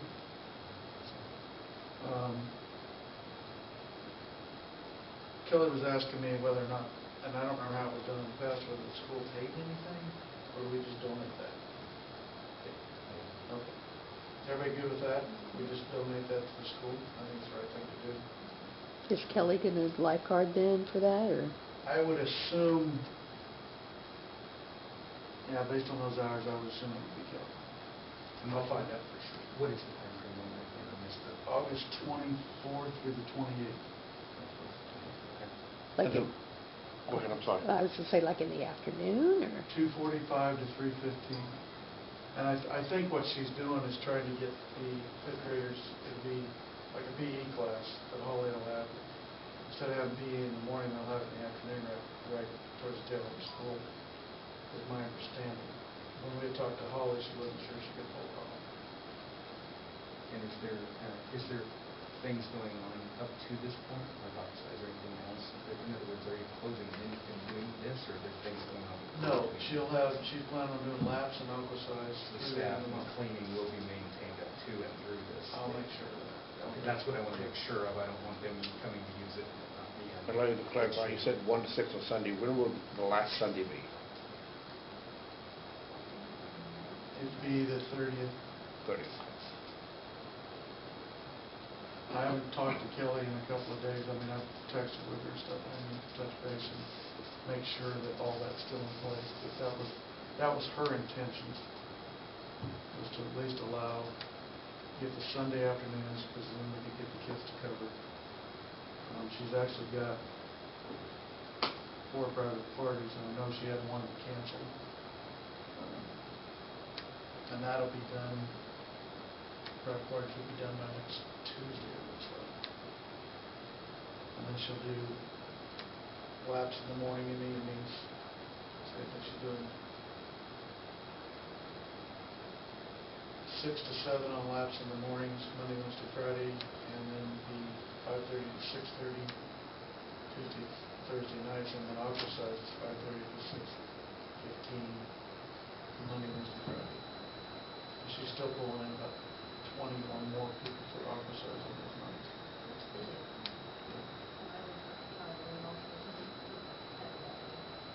And JR knows this too, a lot of that has to do with how poor we've been pretty much. From my side of that, at least. What's that? I said it's been a non-event from Yeah. my standpoint, which is very pleasant. We just, for lack of a better statement, we just haven't had to be down there. That's all I really have, unless anybody has any questions. Not, do I have a motion to approve the full report? So moved by Dara, second by Kale, all in favor? Theater report. So, neither one of us were able to go to the last theater board meeting, and they did not have quorum, so there wasn't much that they could do. They did get a $3,000 donation from FNB Bank. They're going to try to decide maybe what to do with that. They're talking about possibly using it as matching funds and going for a grant to work on some renovations. He's been talking to JR about, the whole electrical, everything that needs to be done in there, and trying to get a plan from Miller and Associates to figure out what that would cost. So right now they're just going to sit on that donation and kind of see where that goes, and then if that doesn't pan out, then they'll figure out something else to do with it. But that was very nice. They've got one opening, maybe 2, but at least one job opening, but they weren't able to do any hiring because they didn't have quorum. So I suspect they had been meeting every other month. I suspect they'll go ahead and meet again next month so they can get that position filled, because they have had several applicants for the job. They had a problem with the projector, but JR fixed it. And I guess that's... What do they call that thing? It has a name, the projector. Don't know. I wish I could remember that. Anyway, I was all the way inside this thing. It's like, I'm not sure I should be here. Had to change a power supply, like, ooh. Wow. It worked out well. They were happy. Yeah. That's all I have for the theater. In reference to the theater, in working with Robert Grace way back in January, we had Miller and Associates come look at the theater based on direction from the council and trying to get a plan together, get funding together to do upgrades, everything from restrooms to electrical work to lighting to sound. They did give a preliminary report on that, minus monetary considerations for doing so, which in fact shocked you a little bit as to what it is. But after they went through all of that, I do have a written report on it. I should have brought a copy. I will get everybody one of those. Moving forward with all these things that are identified, everything from the men's and women's restroom, which are non-ADA, it's not possible to bring them into ADA, but they could be brought closer. There's a lot of these things that take a local sign-off, that would be me, in order for not to be in full compliance, be it the ramps, there's a lot of things that could be improved a lot, but it's not something you could ever do with like CDBG funding because they require full compliance on all those kind of things. That being said, I think from the get-go, identifying the electric and some of the other problems, the hope would be is to put together a real coherent plan and go to the Hanson Foundation and or hoping the city sees value in doing something to have some kind of matching money. That being said, when you take into consideration all of the things that Miller Associates went through, they gave a probable cost of all the improvements, everything from acoustics to ceiling, lighting, electrical. They put a range on it of $220,000 to $270,000. Now, I would certainly suggest we're not trying to get all these things done to the full amount of everything that's there, but everything that was identified, that is the probable cost for that. What I would actually like to do is prioritize in the list, starting with the electrical, the acoustics, maybe the ceiling tile, and have the Miller Associates write a spec where we could then maybe get this work bid to a specified thing and move this project forward and then hopefully seek the funding from Hanson. What I would be looking for is a direction from the council or spending authority to have Miller Associates do it in a scaled form based on priorities. I just don't think we should probably try to go spec and get bids on the whole thing. I think that's reaching too far. But I would like to prioritize that, and I would like to ask Miller Associates to lead us in that direction rather than having people come in and say, hey, what would it take to redo the electrical system? We need a specification. It's a large project. It's not any one of the items I think requires, given standards, be it the ceiling tiles to the electrical size, to make sure everything is done properly. So I don't really know what I'd be looking for a range. I would like to have a not to exceed maybe number. I told him I didn't quite know what I wanted as far as the spec, so I couldn't really ask for a pricing on that. But I would like, if possible, say up to $4,000 or $5,000. I wouldn't plan to use that in engineering fees to draw up a spec to do work and see how far that could maybe take us. I think we have a real issue with the building on the electrical. I think we're really setting on something that we need to address it in a sense that if that's all we do, let's get it going. How old is it, the electrical? When was it built? It's in the... Does it still have cloth-wrapped copper? Mostly not, but a little bit. Enough to be scared of it. Yeah. That's a tinderbox. It is. What about HVAC? We redid that sometime back, maybe 8 years ago. I don't know how long ago. So that's good. Yeah, you weren't. I think it was before you was here too, probably. But it is pretty decent. Yeah, we did have the big water cooler on the top that used to pour water on the whenever it would clog up. But no, there is actually decent efficiency HVAC there. I think the insulation in the building, that would be one of the things that would be addressed in that. That there is, we basically just have ceiling tiles to the roof, to the mortar, to the cap. Good. What's that? The roof is good. It's got the Eagle polyurethane rubberized roof, I guess you call it. Yeah, that's extremely resilient. We have that on this building. They actually have it on mine. It's a really good system. But yes. The updated screen, has that been paid for? The what? The updated screen? Yes. Yep. And I can't remember if we did, but didn't we do some like fundraisers for that or some? They did for the chairs. I don't know. I think, was it grant money that did the, I can't remember what did it, or did the city did a good portion of that grant matching money, didn't it? I don't remember. I think there was some grants. I think it was grant funding that did it, because it was $120-some thousand for the projector and the screen. Right. And I mentioned this to Robert when he was here back in January, but I still think it's a good idea, and I know he's conflicted with and trying to keep away from the idea of, well, this one can advertise, but this one can, or whatever. But with that being digital and being sanitized, like I said, our church used to advertise with AMC 30 in Dallas, as well as all of like the secular businesses. If you go to, I think it's Kobe, I mean, you have a lot of businesses in Kobe advertising. That's a lot of revenue for that theater that they could be making. You know, I know a lot of businesses here would probably advertise every month, you know. So, I don't know if that's something he'd be open to, but.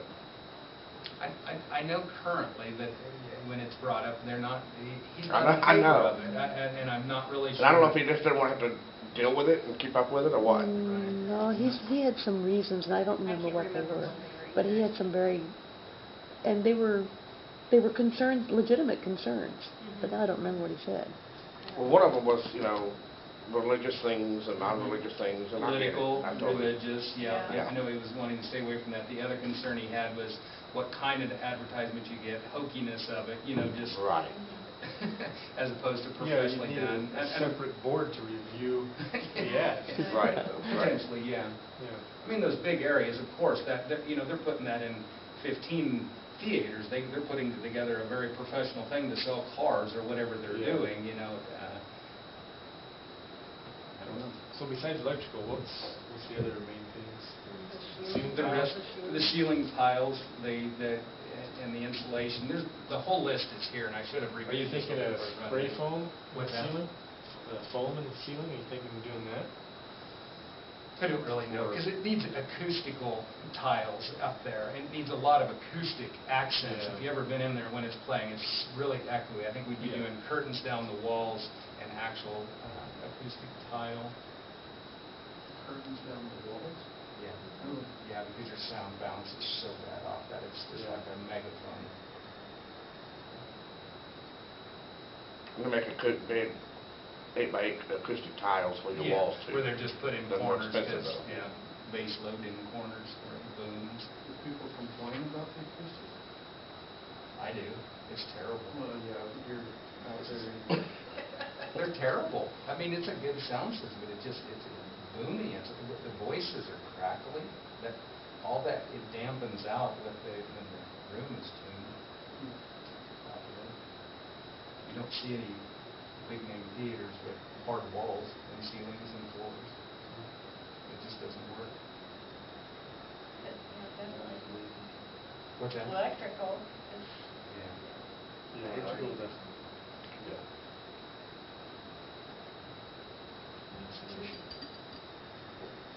So the five main things, and I'm just rereading this thing, because this is a different email than their evaluation, because I was going back and forth with him about getting bid proposals so we could put money to pieces and parts of it instead of the whole thing.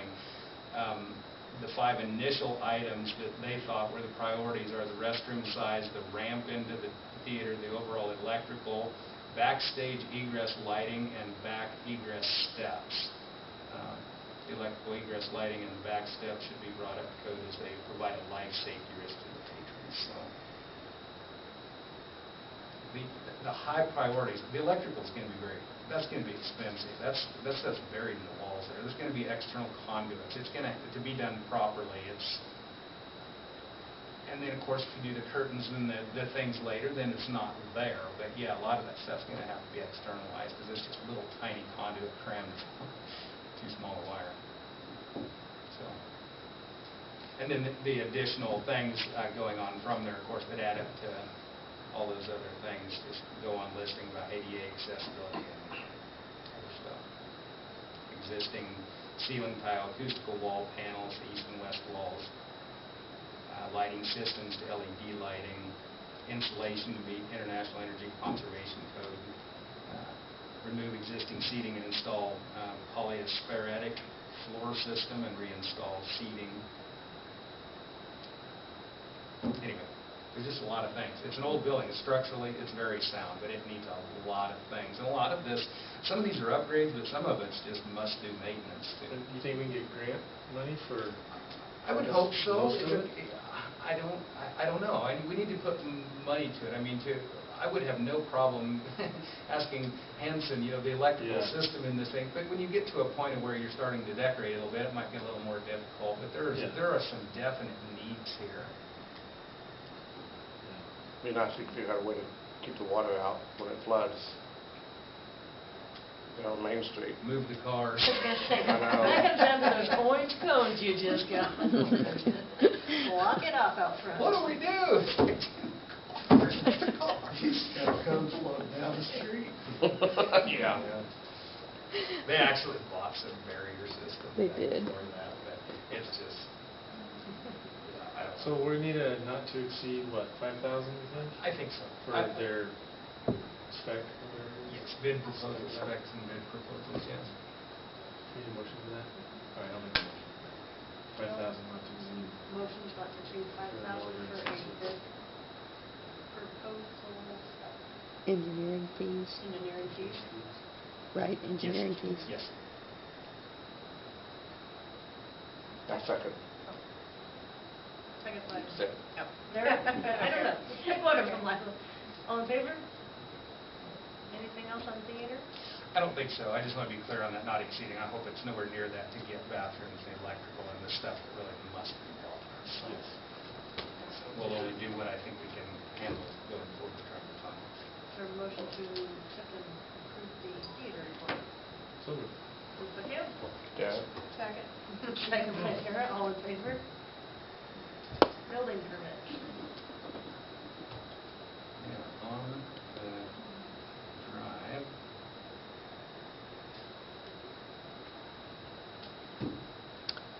Wow. Any issues with any of I don't think, all of them that were on there were signed, weren't they, Lionel? Yes. Okay, didn't know. I still have some that are pending, but we didn't scan those.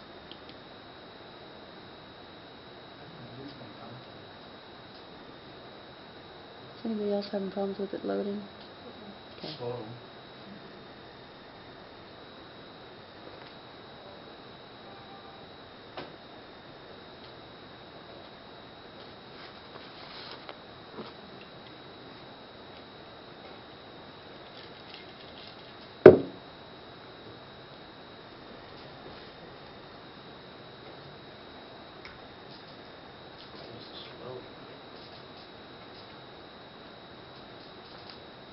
We just need a motion to approve the building permit. So moved. Moved by Larry, second by Gail, all in favor?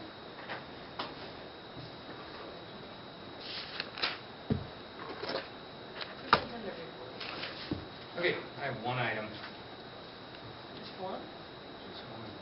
We discussed the other two, the theater and the fog ceiling.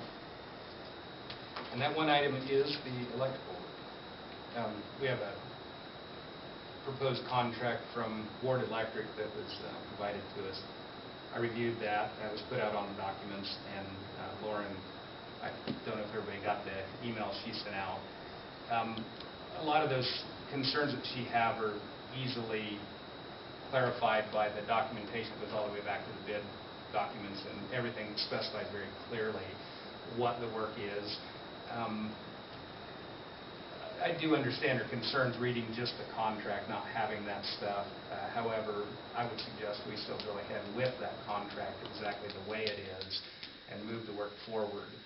Our safety on that is basically to scale. We're doing $150,000 worth of labor. It is stopped at that point. The specifications are very clear. We disagree on those concerns, and I did call her and discuss that, and she said she would advise there to be revisions to it, and I said I was going to advise that you sign it and we move on.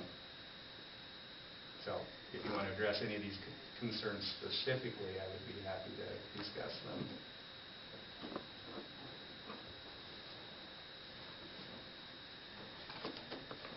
That was not a contentious conversation, by the way. I simply called her because I said I'm going to move this forward, certainly suggest that the council sign and go forward with it, or authorize me to sign.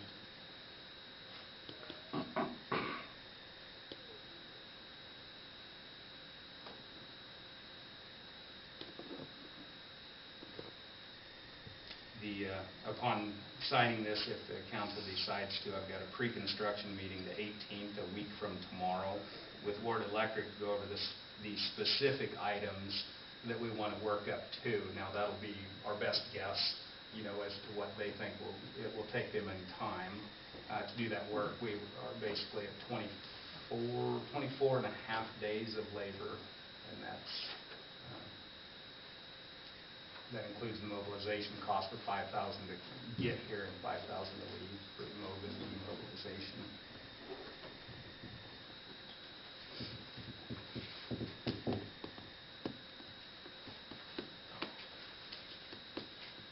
Three and one, remind me again, that's Washington Street on Peters?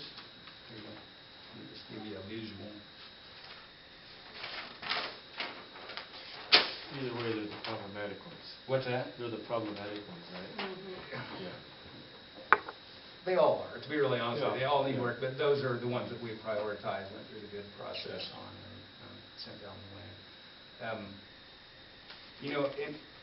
In all actuality, if it hadn't been for the contractor been through the bid process, and we've identified it right down to the bolt of what each unit is. I mean, utility units are a universal thing. It's a drawing. It's a C9 whatever, and what that is a pole top assembly with dead ends with arresters and whatever it needs on there.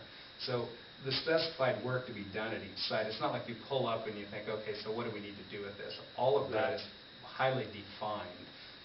The one thing I would say is it's a fluid thing in the fact that sometimes fixing it or rebuilding it once you're in the middle of it can change to some degree, and that's where I have the authority and would hope to have the authority to have changes. That's just the way that has to be done on distribution systems. So that would be very normal that I would make slight changes to things. All it is time to them. We already own the material, so it's just a matter of doing it right once you're there doing it.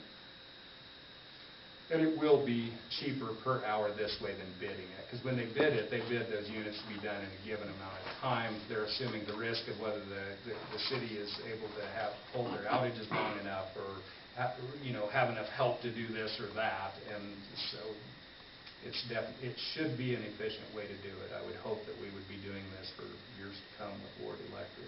You're still looking this fall? Yes. In fact, we're looking at maybe the last week in August.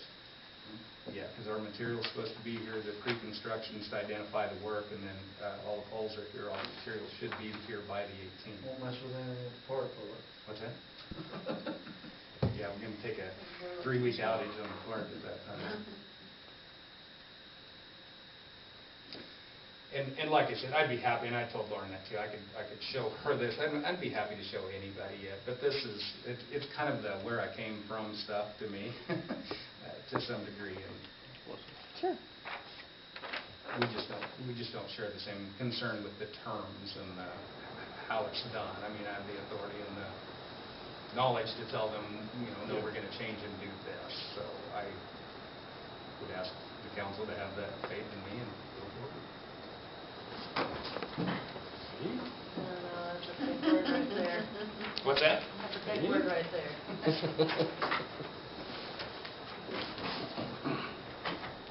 If you don't, I guess I know where I stand. Well, I'll move to approve. What are we doing? What am I saying? To sign the contract. Approve the contract, go ahead and move forward with the contract, so we get this done, and winter's coming. Motion made by Cale, Winter's coming. Second. second by Larry, all in favor? And this, being I'm asking you to allow me to do that, I'm assuming I can sign the contract for the city. Yes. Okay.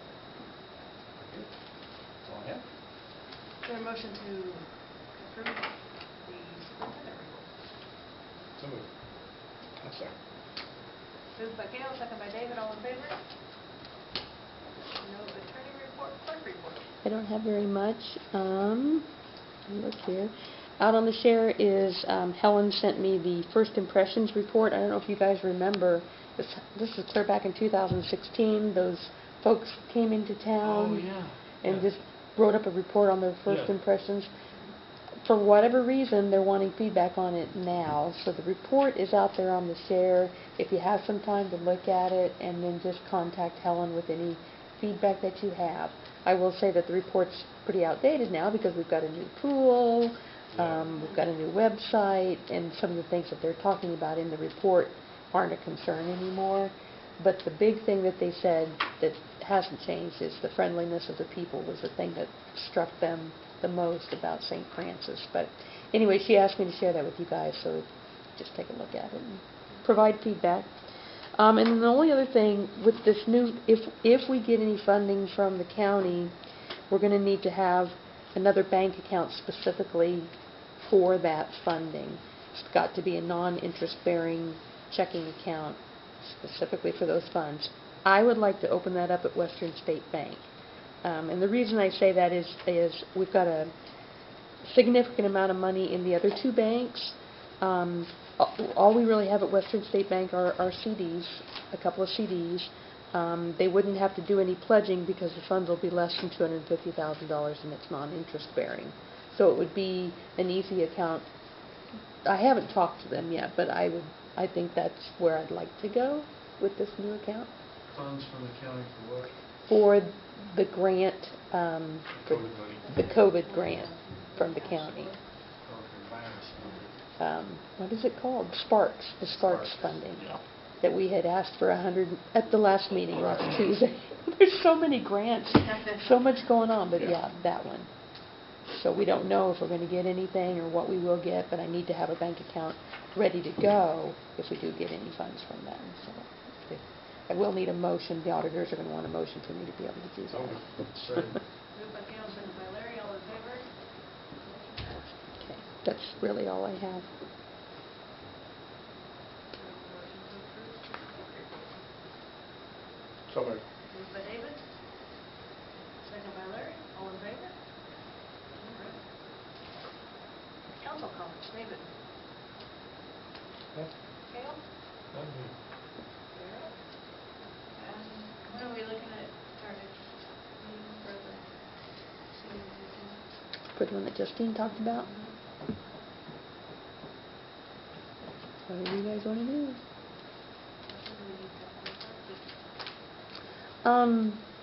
So there's not a real big hurry on that, but the sooner the better. Well, we were talking about putting something out with our utility bills.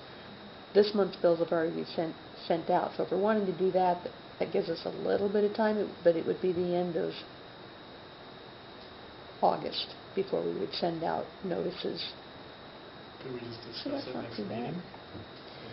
I kind of feel, well, I personally feel like we need to Kinda have a need a meeting game plan. just for Yeah. for for that. that? Yeah, Yeah. and focus on that, because I don't think it's going to be a quick thing, Yeah. but Look how long it took us to do a peddler's. What did you say? I said, look how long it took us to do a peddler's. Yeah. meeting. I mean,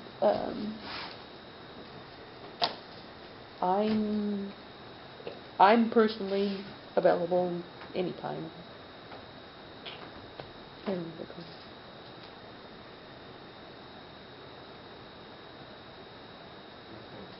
We probably want Scott to be involved, and Once he get back. he said he'd be back the 17th, so. Monday the 17th? Or will he just be back that day? I don't really know for sure. Oh. I asked him, when will you be back, and he said the 17th, so I don't know what time on the 17th. Can we meet the 17th? That's a Monday night, right? It'll be next Monday. If that works for him. And if not, maybe the Tuesday, the 18th, next week? Okay, at 7. 5. Larry can't make it if we do it at 5. 6. Can't make it if we do it at 6. 6:30. It's a difficult one. Take a job out of county. Yeah. Yeah. Okay, I'll just touch base with the mayor and see if he's available on Monday, and then I'll let you guys know when we're... Yeah, other than that, I don't have anything. Larry? Any chance of getting those acoustics done before the next Avengers movie comes out? See what we can do. 2022? Probably. My only comment is I think we're in really good shape on the concert. Atwood Station's already put a ton of ads out for us. If you, there, that's the 106.1. We've gotten really good promotion so far. And he's putting in spots for us too, that are not part of the ads. We're pretty excited. That's all. We will review bills on ordinance 1041.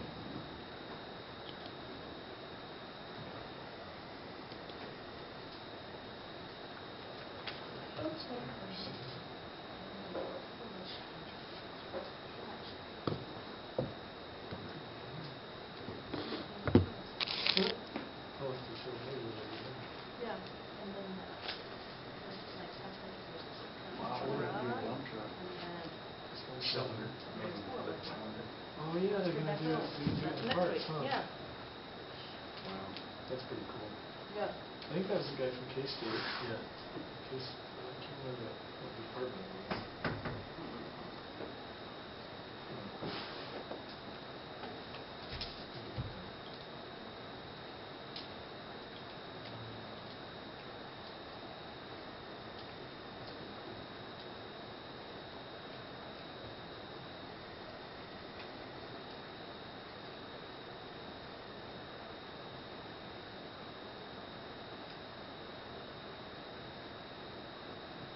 It's Piper Sandler? That was for the cost of issuance for the bonds. They're the Oh, financial yeah. advisors. Wow. Okay. Have you heard any, I'm hearing a lot now. Have you heard any backlash on us going to a different sanitation people? Well, we did it ourselves before. I know. Yeah. But I had someone say, you know, they were so much nicer when it was our own people. Were you out there with them? I mean, what did you... He's taking over trash duty. I'm like, were you You're having out. conversations with them? I mean, Yes. were you... What do you mean they were nicer? Yeah. I couldn't understand where they were coming from. I didn't want to ask them that question through the paper. I'm like, do you make a cup of coffee and go out there and just talk while they're coming down the aisle? Giving your number out, Frank. I know how the English. So they do a good job for the city based on the contract we have. It gives the city some buffer between the county and the residents, which kind of pisses them off. They can't chew you out, you know, the city employee out. And that has been an ongoing ever since they've been doing it, is the disconnect.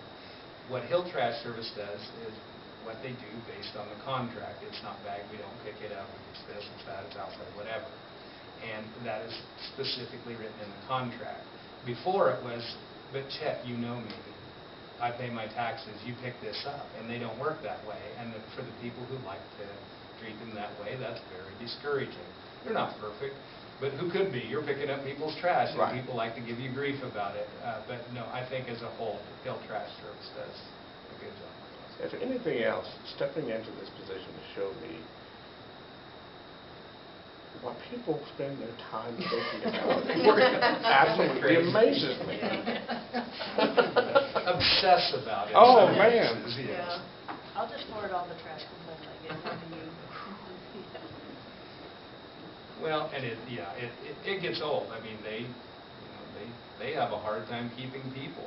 It's not and they pay well. I mean, it's hard work. And, yeah. There will always be trash complaints, no matter what you do. And I pick up the trash in the park. The guy runs from the grocery store, runs over to the North Shelter, and runs over. He's running. He's just. There's no walking. He's running from the grocery store to that one to the next one. Yeah. Any questions on the bills on ordinance 1041? If not, do I have a motion to approve? Moved by Cale, second by David. All in favor? Motion passed. I think. Yeah. It's like- Yeah. They're still looking, I don't know. No, I already had looked at it. So, I'm just looking at our first impressions. Let's see, the attorney's fees in there. There's not any attorney's fees. No, you're right. She hasn't sent us a bill yet.